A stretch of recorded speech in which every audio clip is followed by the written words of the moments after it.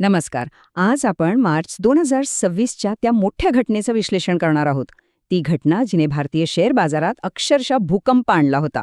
चला तर मग पाहूया नक्की काय घडलं होतं त्या दिवशी. हो, आकडा थक्क करणारा आहे, पण हे खरं आहे. विचार करा, फक्त एका दिवसात गुंतवणूकदारांचे तब्बल 5 ते 6 लाख कोटी रुपये पाण्यात गेले. म्हणजे अक्षरशः राख झाली. ह्या एकाच गोष्टीवरून अंदाज येतो की ही घसरण किती मोठी होती. चला तर मग सुरू करूया पहिल्या भागापासून, बाजारातील भूकंप. बघा, 11 मार्च 2026 हा दिवस गुंतवणूकदारांसाठी खरंच एका आर्थिक भूकंपासारखाच होता. आता नक्की काय आकडे होते तेच समजून घेऊया.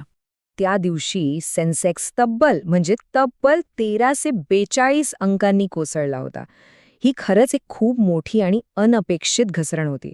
आणि सेन्सेक्स सोबतच निफ्टीची पण तीच गत झाली. निफ्टीमध्येही मोठी घसरण झाली. तो 395 अंकांनी घसरून 23,866च्या लेव्हलवर बंद झाला.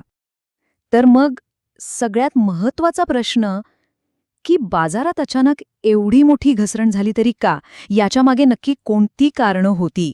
चला याचाच शोध घेऊया. आपल्या तपासाचा पहिला भाग आहे जागतिक कारणं. बघा, बाजारात जेव्हाही मोठी उलथापालथ होते ना, तेव्हा अनेकदा त्याची मुळं जागतिक घडामोडींमध्ये असतात. आणि इथेही तसंच काहीसं झालं. यातली 2 मुख्य जागतिक कारणं होती. एक म्हणजे आंतरराष्ट्रीय स्तरावर वाढलेला तणाव आणि दुसरं म्हणजे परदेशी गुंतवणूकदारांनी भारतीय बाजारातून आपलं भांडवल काढून घेणं.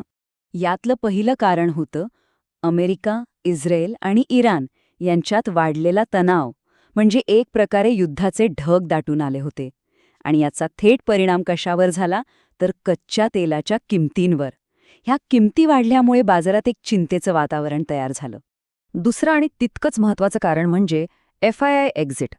परदेशी संस्थात्मक गुंतवणूकदारांनी, ज्यांना आपण FIIs म्हणतो, त्यांनी भारतीय बाजारातून मोठ्या प्रमाणात पैसे काढायला सुरुवात केली.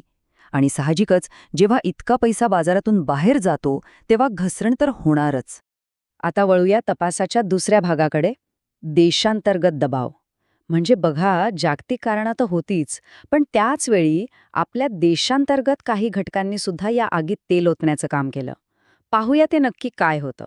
या 2 प्रमुख गोष्टी होत्या. एक तर भारतीय रुपयाची झालेली ऐतिहासिक घसरण आणि दुसरी म्हणजे काही महत्त्वाच्या सेक्टर्समध्ये झालेली प्रचंड प्रॉफिट बुकिंग. हो, भारतीय रुपयाने त्याचा आत्तापर्यंतचा सगळ्यात नीचांकी स्तर गाठला होता. एका अमेरिकन डॉलरसाठी चक्क 92 रुपये मोजावे लागत होते. आणि चलनातली ही कमजोरी अर्थव्यवस्थेसाठी धोक्याचा इशारा होता.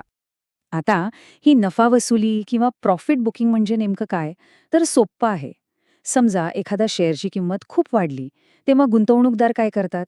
तर वाढलेल्या किमतीचा फायदा घेण्यासाठी ते शेअर्स विकतात आणि आपला नफा खिशात घालतात. यालाच प्रॉफिट बुकिंग म्हणतात. आणि नेमकं हेच झालं बँकिंग आणि ऑटोसारख्या मोठ्या सेक्टर्समध्ये. अनेक गुंतवणूकदारांनी एकाच वेळी प्रॉफिट बुकिंग सुरू केली. त्यामुळे विक्रीचा दबाव इतका वाढला की त्याने बाजाराला आणखी खाली ओढलं. चला तर, आपण कारणं तर पाहिली, पण आता सगळ्यात महत्त्वाचा प्रश्न येतो की अशा परिस्थितीत आता पुढे काय? मग सगळ्यात महत्त्वाचा प्रश्न हाच आहे की जेव्हा बाजार असा कोसळत असतो तेव्हा पॅनिक होऊन काहीतरी करण्यापेक्षा